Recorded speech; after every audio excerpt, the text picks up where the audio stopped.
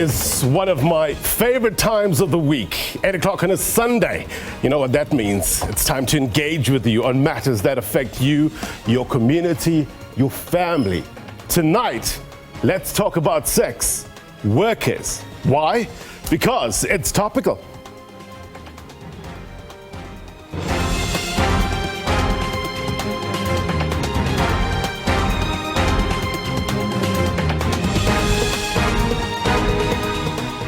A very good evening to you, South Africa, those watching around the world. My name is Blaine Herman, and this is It's Topical. Our digital audience is with us tonight. Good to see them.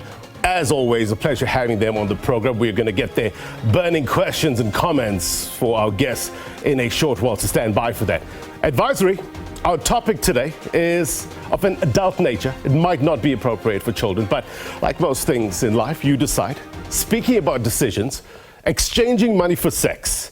It is said to be the world's oldest profession. In many countries, it's seen as criminal acts. Currently, the selling and buying of sexual services are criminalized in our country. And according to a statement issued by the Ministry of Justice and Correctional Services, the criminalizing provisions are contained in two separate laws, namely the Sexual Offences Act, 1957, and the Criminal Law, Sexual Offences and Related Matters Amendment Act, 2007. Now, there are also various municipal bylaws which directly or indirectly apply to remove or prosecute sex workers. But the question is, are criminalization and prohibition the route to take when dealing with this issue?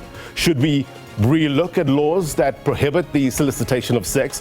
Why is living off the earnings of sex a crime? Which leads us to our question of the week. And we're asking you, following the gruesome discovery of the bodies of 6 suspected sex workers, what would be the benefits or the pitfalls of decriminalising sex work?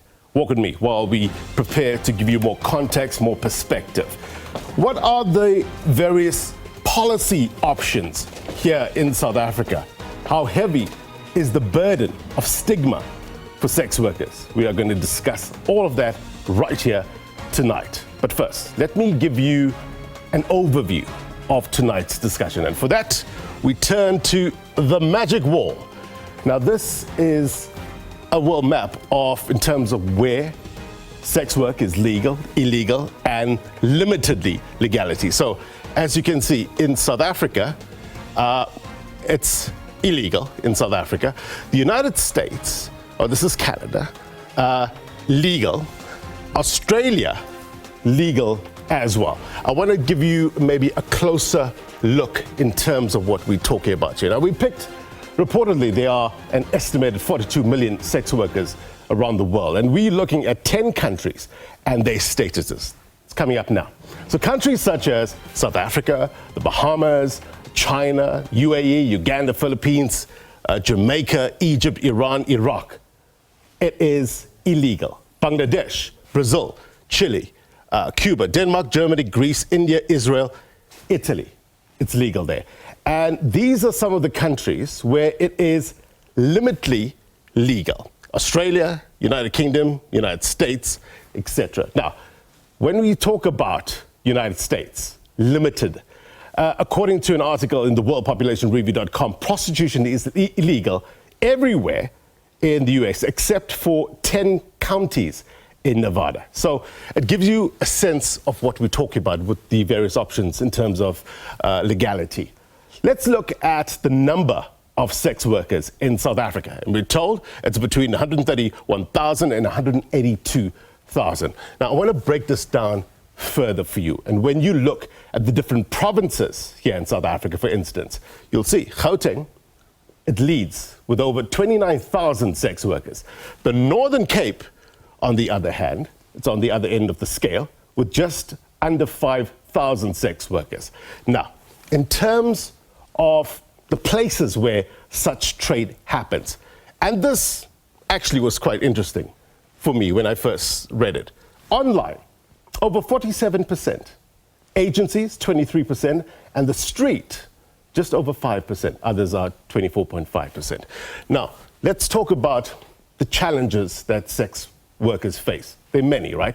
But the two main ones, we're told, are harassment by law enforcement agencies, as well as stigma and discrimination. The UNAIDS says stigma and discrimination, violence and punitive legal and social environments are the key determinants of an increased HIV vulnerability. What does that mean? Punitive environments have been shown to limit the availability, the access, the uptake of HIV prevention, treatment, care, and support for sex workers and their clients. Look, I get it. Some feel that sex work is a major issue whereby it harms and exploits women. Others, and men, but others believe that it is a valid choice for women who wish to engage in it. Where do you land on this issue? Let's discuss this further. I'm going to bring in our guests in a short while. Now, you know that this program gives you a voice as we reflect on the big stories of the week. But the growing calls to have the sex work industry decriminalized has left, well, divided opinions on the streets of Johannesburg. So let's join the Word on the Street feature and hear what you have to say.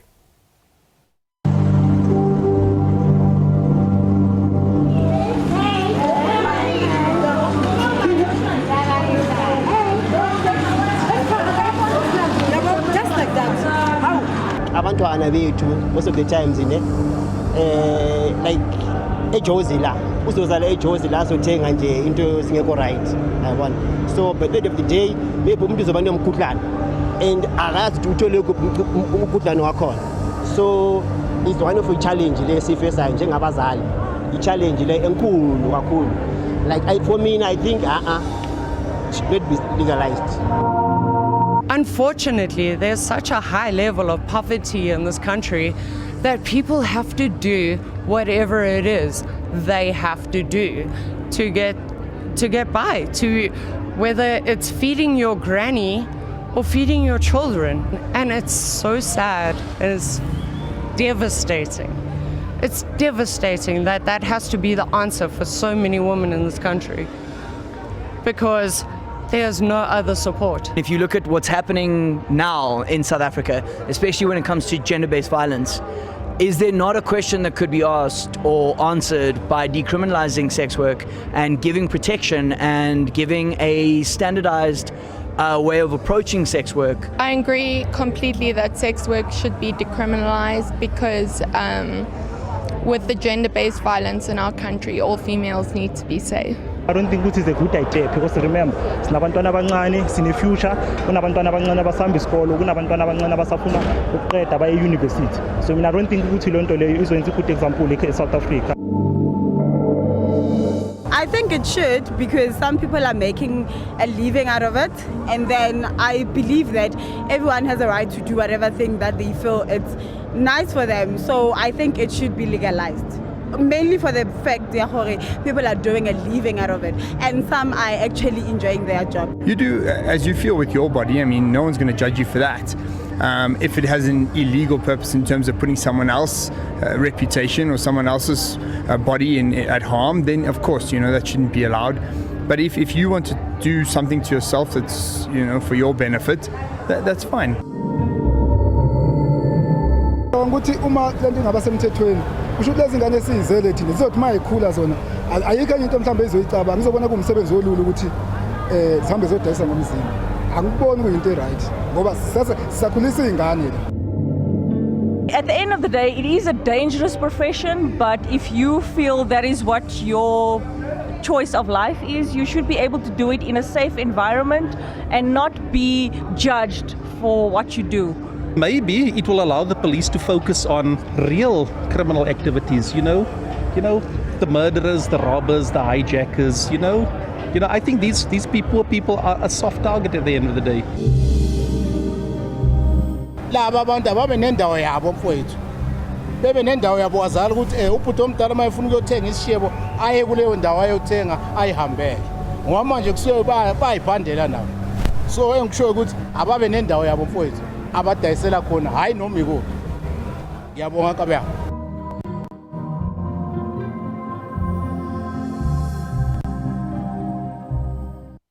So important to hear from you. Why? It helps us get to that better place, informs the strategy to get us to that better place. Let's discuss. We are joined in studio by Zelda Mahlathi from SWEAT, the Sex Workers Education and Advocacy Task Force. Thank you very much indeed, Zelda, as well as Katlego Rasebitse, Sisonke Sex Workers Movement, in studio with us. Thank you very much indeed. Our digital audience, they're here. We're going to get their take in a short while. If you have any questions or comments, please raise your hand and I'll do my very best to bring you into the conversation. Zelda, maybe I'll start with you. Let's set the platform in terms of understanding what people want. The difference between decriminalising and legalising, what's the difference? Thank you so much for having me. And it is a good platform for you to ask me that question, even for viewers and for the community to understand the difference. Decriminalisation of sex work would mean taking off all the laws that criminalizes the sex worker, meaning a sex worker would be able to live free, would be able to report cases than before while we are criminalized right now, the situation. But for legalization, it would mean the state would regulate all the work the sex workers are doing, meaning even if they would tell sex workers to change a sport whenever they want to tell them to change a sport, what if that sport benefit a sex worker also? It's one of the things that makes us not to go with legalization. And also it will give the government a space whereby they would tell a sex worker when to do tests and all that stuff, meaning a sex worker has a choice when to test and when not to test. So it will be like controlling an adult person when to do what they want them to do as the state. Katlego, why do you think people find it so difficult to recognize sex work as work? Based on the country that we are from, more of a religious country, and that on its own is an impact. Remember our calendar, the African calendar is turned into your Easter, Christmas, we celebrate Jesus. Based on that, it's quite difficult for society to accept that when especially black women, they says this is the last resort that I want to engage in this specific industry. That's on its own, it feels like I'll just one practical example. You remember when the LGBTI people also criminalized in the country? Then when the civil society organization were pushing back around that laws, the whole country felt that, men are going to be finished in the country now, that men are going to be start falling in love and with another man. So these are some of the things that when the minute you throw in decriminalization of sex work, people, they'll throw in human trafficking, they'll throw in all of these other aspects that even there's not enough research to prove that indeed it will happen. But it's just, how will I put it? It's when you just fear of the unknown. And by making sure that, community participate in this conversation. Look, we're sitting in a country where like our own SABC, we have never, including the media, always when they show sex workers, including your SABC and other media, they show a black woman. That's the narrative that we've been thrown at. We have never seen a male sex workers coming on board or other races besides. It's always a black, and they make sure that they show the poorest of the poor. We have sex workers who drive Porsche cars. We have sex workers who, on reality shows, who stays in mention, but the media always feeds the community like the weak, as you see the image has been played now. This is what the media feeds society. Until also the media starts, the narrative around how do you now destigmatize what already is feeding the world. You mentioned something very interesting with regards to human trafficking, and that's what people tend to be concerned about when they raise the issue of decriminalising. But how would you react to the statement when sex workers themselves are not under the threat of criminal prosecution? Maybe that will be better in order for them to organise in a more formal setting and stop the issue of human trafficking, correct? Yes. That's one of the ways to deal with this issue. Zelda, you agree? Yes. Yeah. Yeah, because the reason why I would say I believe there's a huge difference when it comes to sex working and human trafficking. And it's we would find people linking it with sex working with human trafficking, of which when it comes to sex working, it's an adult person that has consented to be in the industry. But when it comes to human trafficking, it would mean someone has been trafficked without their will to be in the business. Because now we would find, even if we are arguing when it comes to the law that we want to change, you would find people would tell us of human trafficking, of which doesn't come together with sex working. It's people that want to do the work because they're adults and they believe in the work that they're doing. Right. Reakile Makwela, Sia has her hand up. Let me bring you to the conversation. Your point, your take on this? Thank you so much. I would just like to say that I'm in support for the decriminalization of sex workers because it will allow workers to actually earn living without the fear of victimization or stigma from society or religious groups, right?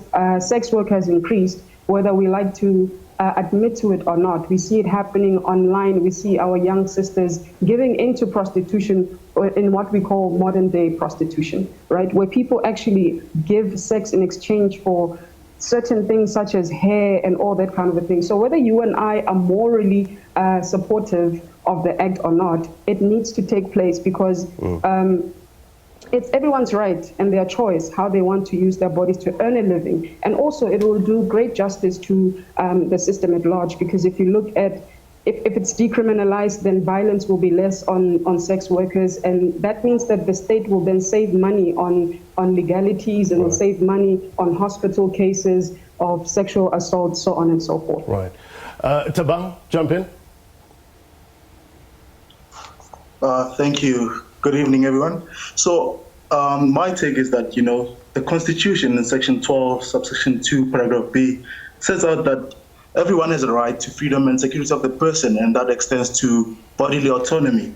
So decriminalizing sex work will, amongst many other benefits, give effect to that right, you know, that everybody has control over their bodies. And also with protecting their equality in society and protecting their inherent dignity. And the question is, why is it a criminal act to be paid for something that is perfectly legal to do for free? Yeah. Let me bring in Marlene as well as Sia. Marlene, to you first. Dr. Eve, I'll come back to you. Marlene, I'll come back to you in a short while. Marlene, firstly to you, how would you respond to somebody, I understand that you are in the industry, how would you respond to someone that says this industry is immoral? Okay, well, firstly, because of the world that we were taught to be in, that's basically a stigma, right? But at the end of the day, what is valid to me is not necessarily valid to the next person, and what's valid to the next person is not necessarily valid to me. You know, so that's why in the work that I do, the sex work that I do, the adult entertainment that I do, I like revolving it around the visibility around adult entertainers and sex workers, so that we can eradicate this thing like stigma. So guys, I feel like that's something we can proactively do, while things like, you know, the actual law and decriminalization of sex work is still in the process, because I feel like there's still a long way to go with regards to that. Yeah. Sia, with regards to your take? If you can unmute Sia. Sia, if you can hear me, if you can unmute. There we go. Give us your take. Thank you for the opportunity. Well, what I can say, you know, personally as a sex worker, you know, is that I think it should be legalized, you know, because at the end of the day, everyone has the freedom of choice. You know, one thing that God has given everyone on this earth is freedom of choice. So whatever you do has its consequences, you understand? So especially in the sex work industry, they are good and bad, you understand? So if anyone out there is planning on being a sex worker or if anyone is in sex work, they should know that sex work has the good side and the bad side. So if you are up for it, you gotta do what you gotta do. But honestly speaking, there's so much risk in the kind of job that we're doing, and it's getting worse each and every single day. Just to let our audience know that we did invite the Social Development Department, the Deputy Minister, Henrietta Bokobane Zulu, was supposed to be on the show, but unfortunately, due to unforeseen circumstances, she could not join us at this hour. But we're trying to follow up. We've got a number of guests that can talk knowledgeably about this issue. Let's bring in one of them, Dr. Marlene Wasserman, also known as Dr. Eve to many. Marlene, thank you very much indeed for coming on to the program and talk to us about give us that expertise in terms of what our viewers might not know about sex workers? What about their interpersonal lives? Talk to us. If you can unmute Dr. Wasserman. I don't understand what the big deal is around sexuality that is so different from other areas of life. Sexuality is a place where people should play, where people have pleasure, where people have connection, where they have things that actually are necessary for them to feel alive and safe and connected in the world. Consider what happens to sex workers due to criminalization. Consider the incredible amount of trauma, disease, lack of justice. Consider all of the effects of trauma on people's lives that impact on cost to the government. And yet the government will legalize marijuana, will legalize alcohol, knowing that there are health risks to it. But the health risks to sex workers are not being acknowledged, and that there is absolutely no acknowledgement of the risks, the harm that happens to sex workers and in fact to their customers, because there isn't any protection that is happening for them. And yet the government takes this moral stance around people's bodies and their behavior in a way which is ridiculous. Do you think there's a prudish avoidance to have discussions on sex and sex work? Why is that so, if that is the case? Well, there's a prudish avoidance of talking about sexuality, and there's no comprehensive sexuality education to get people to really understand the importance, the health benefits, not only of sexuality, but to self-esteem, to consent, to so many different areas around it. So we hide behind this issue of morality when in fact the enormous amount of harm that is done to individuals. And I want to just also talk to what one of your other guests was saying. This is not only adults who get into the sex work industry, these are children who get into the sex work industry as well. And I'm not talking about trafficking, because as you heard, that's something completely different. But young people get into the sex work industry and they deserve to be protected, and they deserve to be able to be given the rights that every other citizen in the country is given because of what they either have to do or what they do. We think about young people. But should we condone children becoming sex workers? Absolutely not. Yeah. I mean, there is a huge issue around that. But if there was a legalization, there was a framework, there would be more protection for those children who actually did get into sex work due to socioeconomic situations that do exist. This is what we want to do. We want to be protecting young people, adults, children, anyone who gets into the sex work industry because of what their situation is. Think about blessers. Think about just the everyday blesser. And this is not somebody who would call themselves a sex worker, but a student who gets into a relationship which lacks equity completely, because she doesn't have any kind of power that the male does have, but gets into it in order to be able to pay school funds or university fees, or pay for a car, or pay for a credit card, pay for cash. Think of the woman who is married to a man where she's been abused. I mean, that's a kind of sex work as well, where she has to, give him sexual favors to be able to stay alive. There are many different forms of sex work. And it's time that we be a little more expansive in our definition and understanding, and the absolute need for protection of people who want and do, out of choice, out of necessity, have to pay people, have to be paid to be sexual. I want to explore more issues with you, Doc, but let me just bring in Karabo first of all, with regard to your take, Karabo.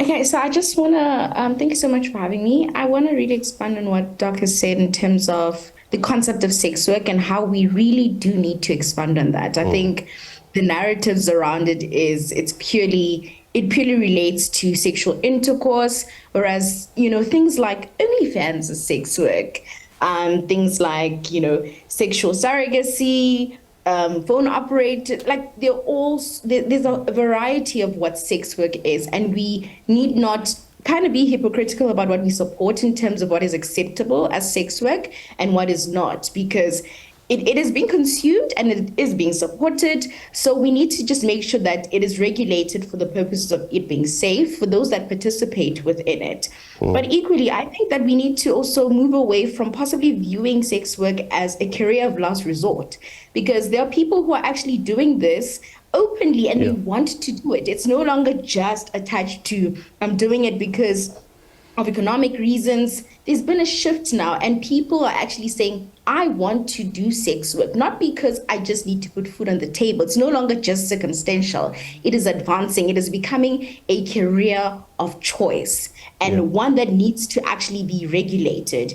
And I think just on the question on the moral part, according to whose morals? And why is that we are now attaching a specific group of people's narratives around morals to everybody? I mean, we speak in terms of law, they speak about the legal convictions of the community. Why are those not advancing? Technology is advancing. The way we look at sex work is advancing. A lot is actually shifting. And it's about time that we actually speak truth to this, and that the legal convictions of the community and the morality argument is no longer as strong as it was back in the day. Now we are advancing and our narratives are changing. We need to move with the changing dynamics of society.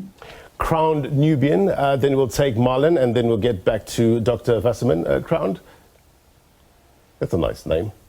If you can unmute. All right, we'll try to get back to Crowned Nubian.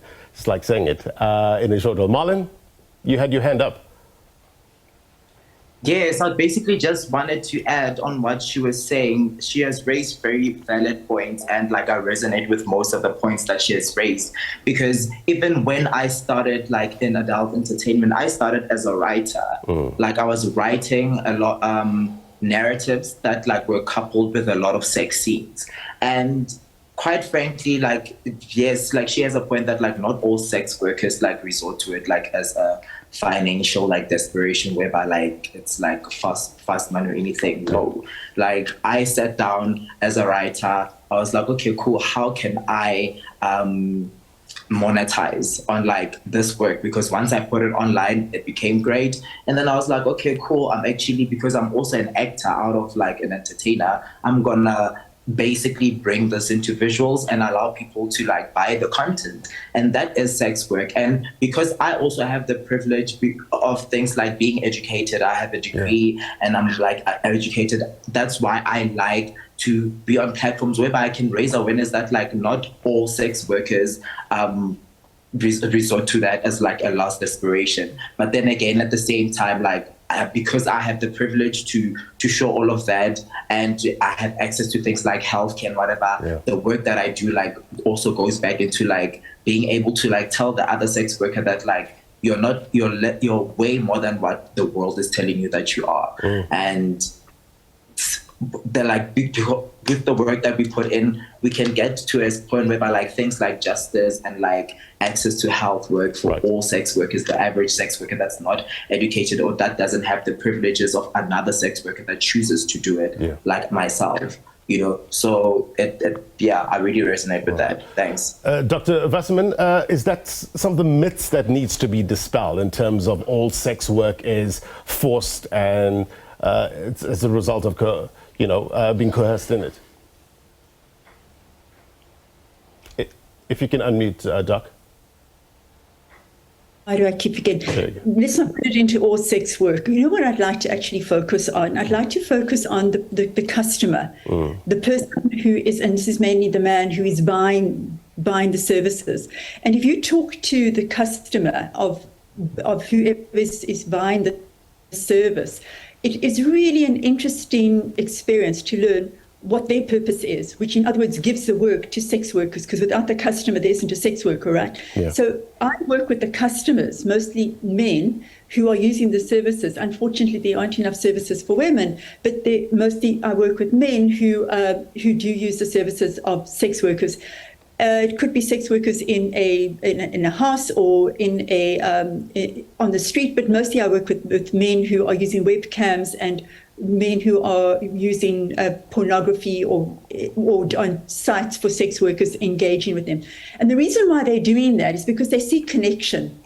Sex workers are not just about exchanging sexual activity and body parts. It's about that feeling that somebody's going to get when you are in the presence of a sex worker, somebody who is being paid to be able to be fully present with that person, usually a man, who needs to feel seen and connected, who needs to feel for that 1 hour that they're paying for, that they are somebody special in the eyes of somebody. And that service is what sex workers do provide. And that's the reason, that's the primary reason why men go to sex workers. It's not just for the purpose of sexual activity. It really is for the purpose of feeling seen in their own lives. And that connection is very important. And with the actual criminalization of sex workers, what it does to the customer is that it adds shame to them.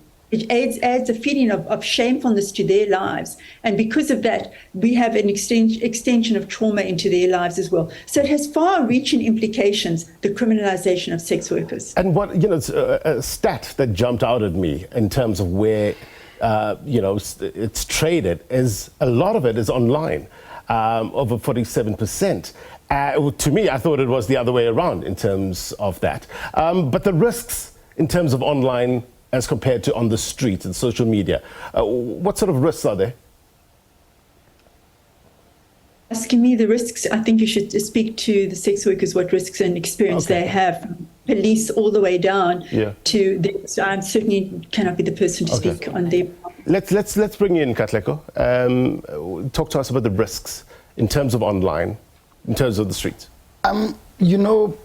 Instead of all work, there's a risk. Even if you are an Uber driver, you are a mine worker, each work comes with its own risk depending on how do you operate. I would rather change this whole narrative to say decriminalisation. There's the current president in the country, Ramaphosa, launched a gender-based violence plan and femicide, which stipulates by 2024 sex work must be decriminalised in the country.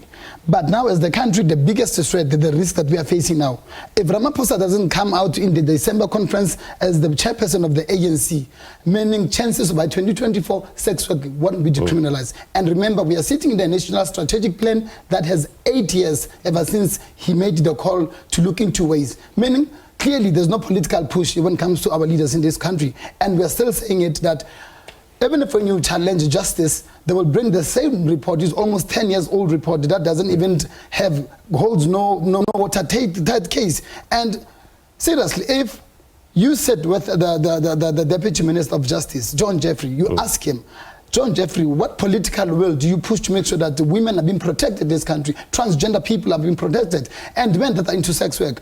Literally, we were told, but Katlego, this country is more of a moral and for a religious country. That on its own, we also need to consult the religious people. We need to consult with the chiefs of this country, the traditional leaders of the country. At some point, we need to say, but if people are saying we want to be protected, remember now, DSD minister is not here. I will be speaking just what she mentioned. She's not here, my mom, Henrietta Zulu. Last year when we were holding a dialogue, she mentioned that it was in the news that the police have now resorted to make sure that they are using sex workers as ATMs, their lunch boxes, their cold drinks.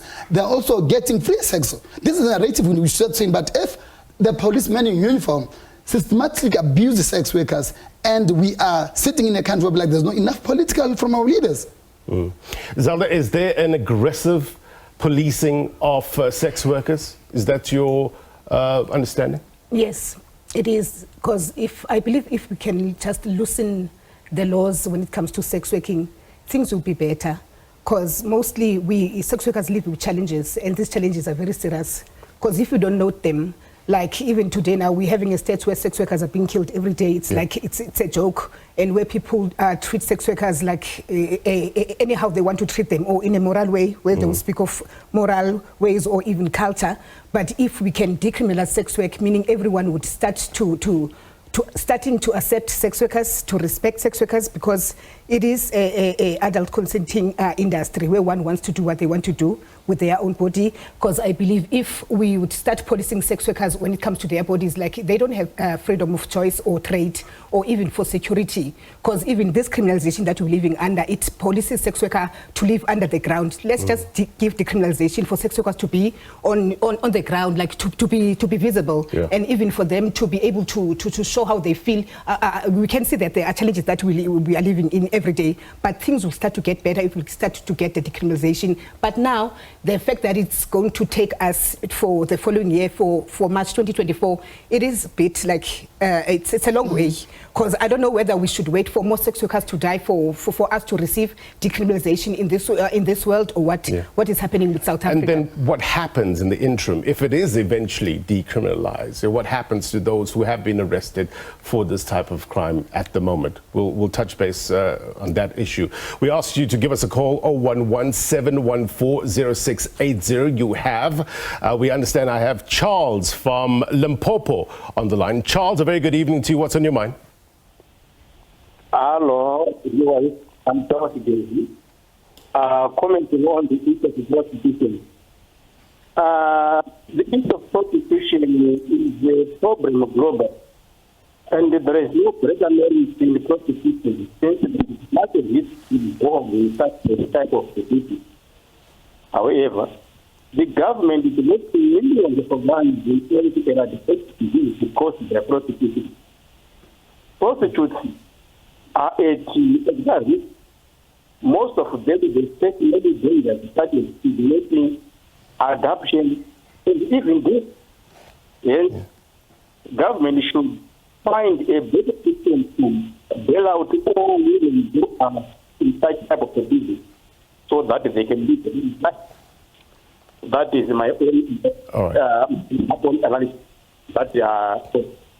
Charles, we appreciate your call. I was just battling to hear you a bit, but in terms of some of the terminologies out there that Charles has used, sex worker, prostitute, there's a difference, a preference in terms of the language that we use going forward? What's your take? Yeah, there's a difference between a sex worker and a prostitute, because a prostitute is like an apartheid name where it's being used for sex workers to push them down or to discriminate or stigmatize them. But when it comes to sex working, you'd find and you'd see these people are sex workers, they're working for the cause. Then for prostitution, before they would work even for gifts. But when it comes to sex workers, it's money and the service. Go ahead. Biblically speaking, the kings in the Bible, they used to own prostitutes. Like, for example, if I throw a party, then they would bring in prostitute to entertain guests. So that's now the narrative of prostitution started from.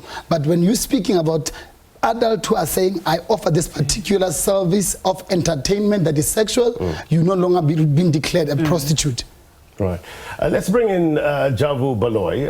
Javu, I understand you from the Gender Commission. With regards to the work that the Commission is doing in furthering the call for decriminalisation of sex work, any progress? Javu, if you can unmute, please.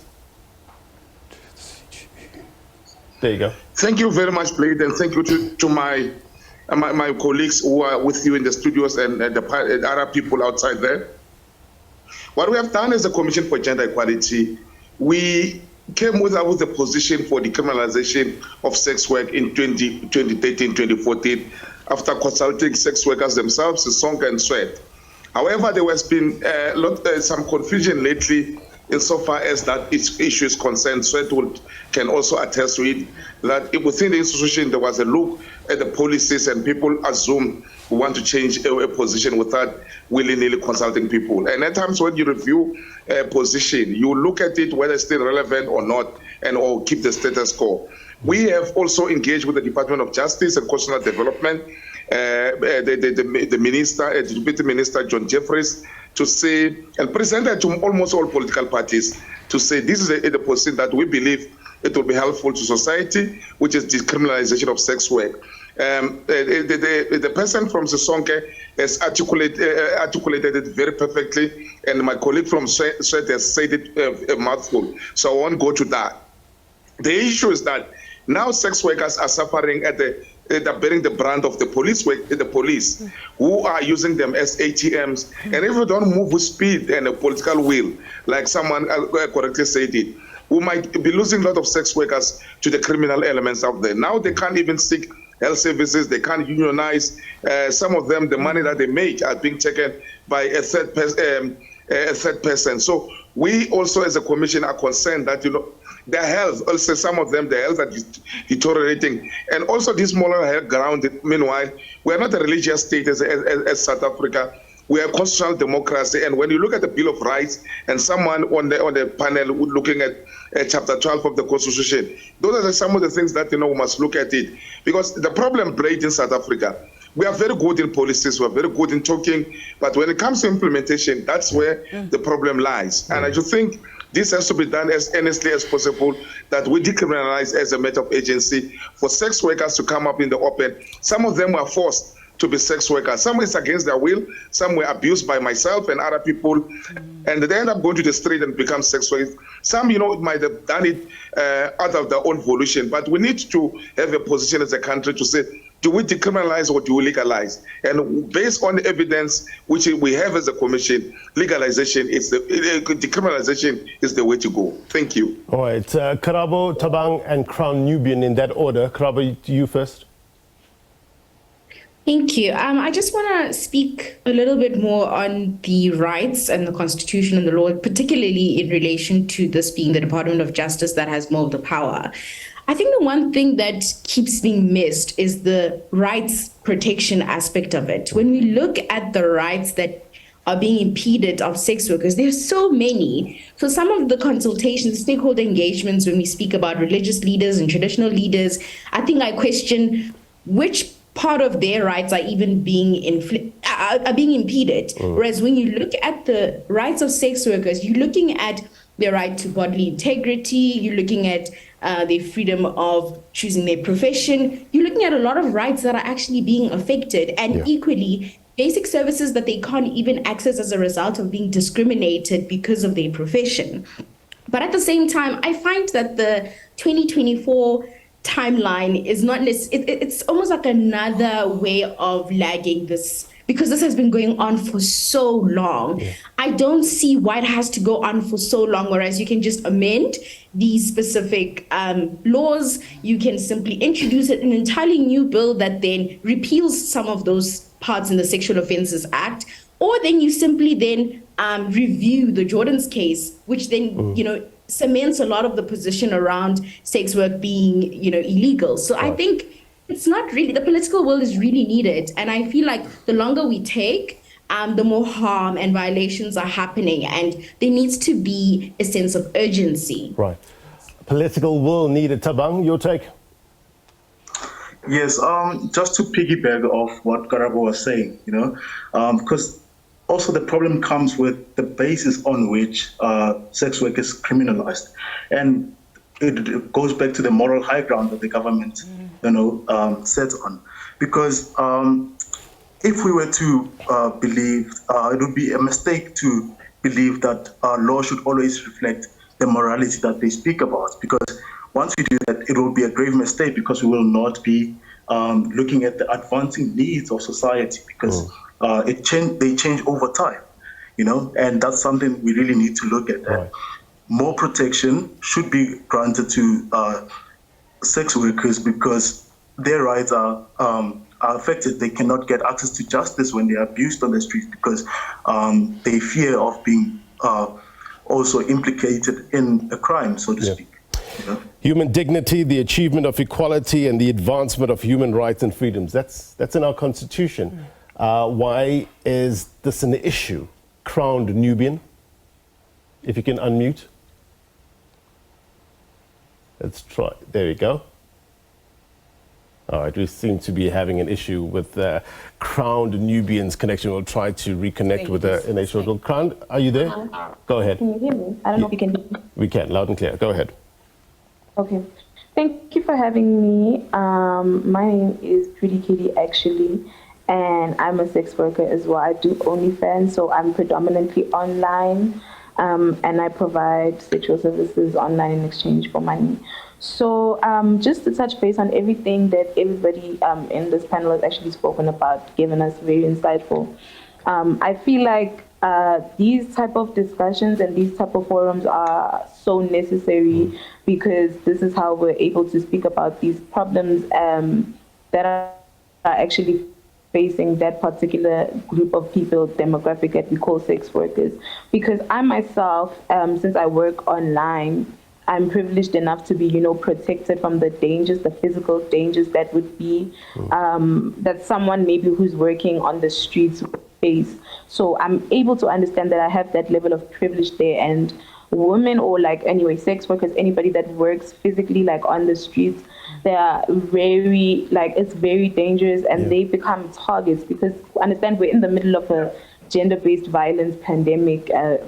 It's everywhere right now in the country, and the statistics have never been high, and they keep on growing. So I definitely advocate for decriminalization because it would provide protection in the cases of, because I actually also had a case of sexual assault, and I had to actually speak to Zelda. Zelda actually helped me out with that case because I had to seek the help of SWEAT to help me out for my case to even be heard, because once they find out that I was a sex worker, they disregarded everything, that I came there to do. And these are the type of problems that we face every single day.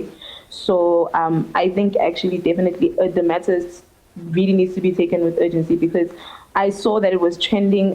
Sex workers, it's actually been a danger for sex workers, especially in hotspot human trafficking areas, because there's dangers of trafficking, and these are real people, that are dying. It's not because they're sex workers, their voices are able to be heard, So I think these platforms are very important, and decriminalization is definitely important because it helps decrease all these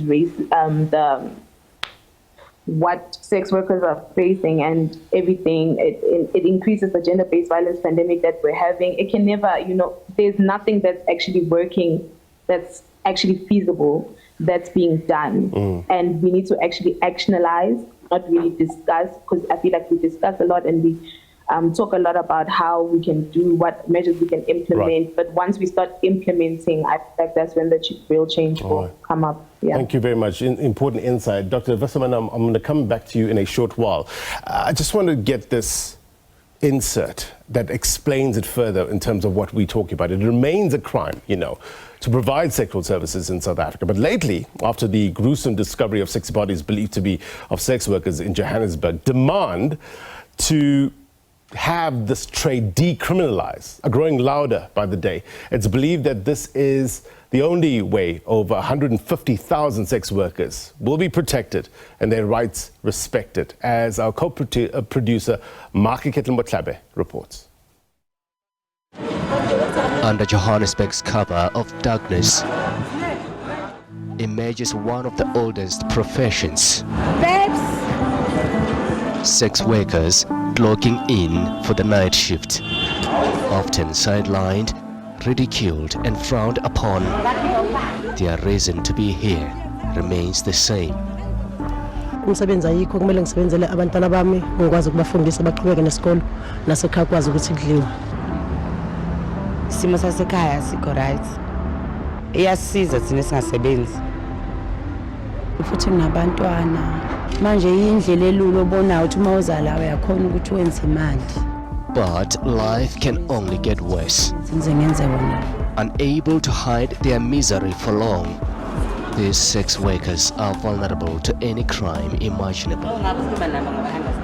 Just ask Sinenhlanhla Gumede. The 28-year-old escaped a possible abduction early last year, just weeks after joining the criminalized industry. siya eKhawazi khona indawo esinokusebenzela kuyona ukuthi eKhawazi. So this guy akasayi khona eKhawazi, kumele singene eKhawazi wadlula straight ngemonto. So ngiyambuza ukuthi uya kuphi, uguy uthi siyahamba, uthi angirelax. So ngiyabona ukuthi ujoin freeway, ngagcina ngienda pha ngivula imoto ngiphuma imoto yami athi ngisesibhedlela nje. I still have stitches. But not everyone has been able to tell their own story. My friend, Nyash, she's going with a client. She's never coming back until today. When did this happen? I think in Nyanga, man.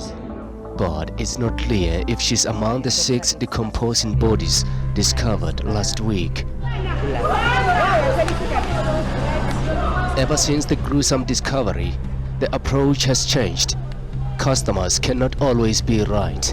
And this time, it will be on sex workers' terms and conditions. Take it or leave it. Siyasaba nje ungena emotweni zama-client manje. So uyakhulumisana ne-client, if uyakhulumisana vuma ukuthi angene endaweni yakho, uyangena, if akafuni uyahamba. Ukuhambe nomuntu sinoma kanjani, umuntu ekuhlukumeze, akwazi ukuthi uzomenzani, vele kuyafana nase-police station. Maybe back-attend. With no one to tend to, crime is just inevitable here, and calls to decriminalize the industry are growing louder by day. Lawmakers maintain they are listening. The timelines is that by 2024, March, decriminalization must have happened. But the discussions with sectors are happening. It's a plea for patience, but sex workers are running out of it. We cannot wait for 2024 or any other year for decriminalization to come. If it's a promise, let them keep it, not to change it, because we've done many consultations with the government, like for this thing that we wanted to change this law. So I think even the government needs to go to people and do their research, because 2024, it doesn't satisfy all of us. It can satisfy the organization because we know that we're going to this road. But for people that are on the ground, for us that are working daily, it's a long process. Living on the edge every day and night. It's a tale of survival in a city far from home. No person can police my body, my rights. Determined to keep body and soul together. For It's Topical, I'm Zelda Mahlathi, SABC News, Johannesburg. All right, Marlene Kettler, thank you very much indeed for that report. You know, on this show, we hear from you from home through various modes of communication. One of that is WhatsApps. We ask you to send us your voice notes. This is what you had to say. According to me, the government must leave the sex workers to operate in the way they are operating now secretly. Sex workers was here in our country from long time till now, still operating in the absence of the government interfering. There is some of the things we need to act like we don't see them, because this happens because of poverty. Therefore, the government must not legalize sex workers, because it will destroy the image of our culture in our country and have more brutal killings, because this thing has happened because of money. People need money.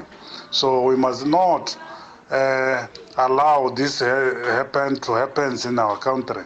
I believe that the decriminalization of sex workers is unfair, because if you look at it, if we were to criminalize them, that means the same thing with people like slave queens, our sugar mama, our sugar daddy, our Ben 10, all that group, that means they all should also be criminalized, because what they're doing is the same thing, because they're also doing it for money. They're doing it for their own benefits.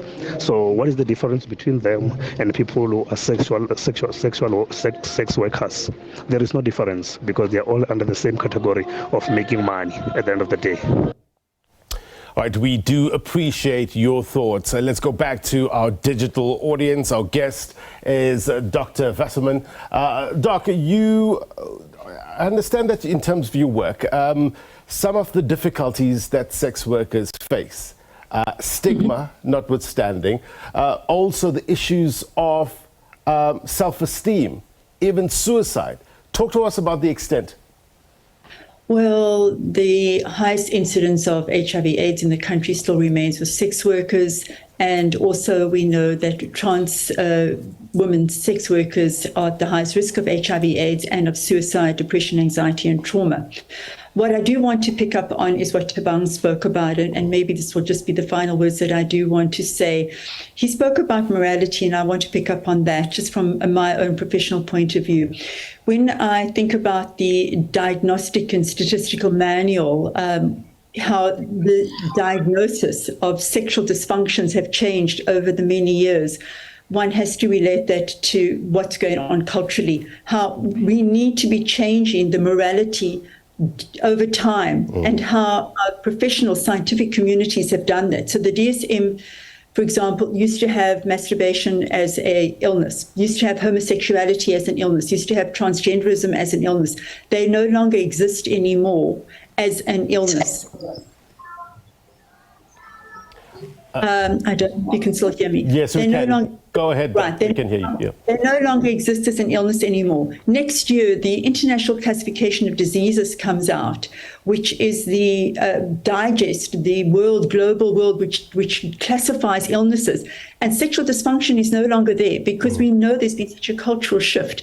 The government of South Africa has to move on. We cannot wait till 2024. It has to keep up with, if you want to use the word morals, of what society is today and how society considers sexuality, the role of sexuality, and therefore the role of sex workers in people's lives, especially the way that it has been done online with technology. They have to keep up with the cultural changes that are happening in the world. All right, Doc, good to have your perspective on this matter. Value added indeed. Let's, Katlego, with regards to what the Doc was saying, do you get any indication on the ground that we can, or there can be some progress in terms of the laws before 2024? What's the talk? There's not much that I think by 2024 would happen unless magic happens. Yeah. But the conversation that we need also to focus is to say if the heads of states globally, they've signed a universal health coverage to say by 2030, HIV, STI and TB must be like completely zero. And in South Africa, if we leave the conversation of sex work behind in this conversation around the healthcare system, and remember, we're sitting in a country where like 58% of female sex workers are HIV positive. That on its own, we're talking females who not only sleep by themselves. Clearly, there's clients out there who also are HIV positive or might be negative.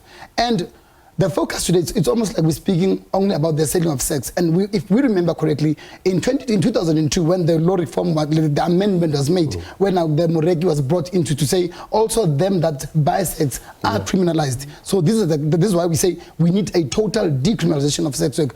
That includes also those that are benefiting must also be decriminalized, those who are also selling and buying, and knowingly, remember, we're sitting in a country in South Africa, but like if the police were to ask you, do you know this particular individual does sex work, and if you say no, if they were to investigate you in a manner that they would hold a tight case against you, you would be arrested for withholding information. That's why sex work in South Africa are hiding. Yeah. Let's get your final thoughts, Zelda, as we wrap up. Yeah. The only plea that I would give out to the government is to consider sex workers and their challenges and the plea that they've made before for law reform. Because right now there are challenges that are escalating, but when it comes to deaths of sex workers, meaning sex workers need to be taken serious and be given what they want, because they are citizens of South Africa and they're also entitled to human rights. That will be my take for tonight. Thank you so much. Zelda Katlego, thank you very much indeed. Value added, no doubt. Hopefully we can further this conversation in the weeks, months, years. Hopefully there are many that hope that it doesn't take that long. Let's see how this plays out. Here's my take. Courage is what it takes to stand up and speak. Courage is also what it takes to sit down and listen. For me, Winston Churchill's comments talks to the process of getting to that better place that I always talk about. And that's what we're doing here, try to do here tonight. Decriminalisation of sex work in South Africa. Some find it morally reprehensible. But is it fair to impose your morality on those who don't share it? We need to have clear eyes when dealing with this issue. I know it's emotive subject, but it's only when the head and the heart come together that we have clarity of thought. Our job is to present the reality to you. It is yours to decide what that reality should mean to you, your family, and your community. Until next week, take care. Bye-bye.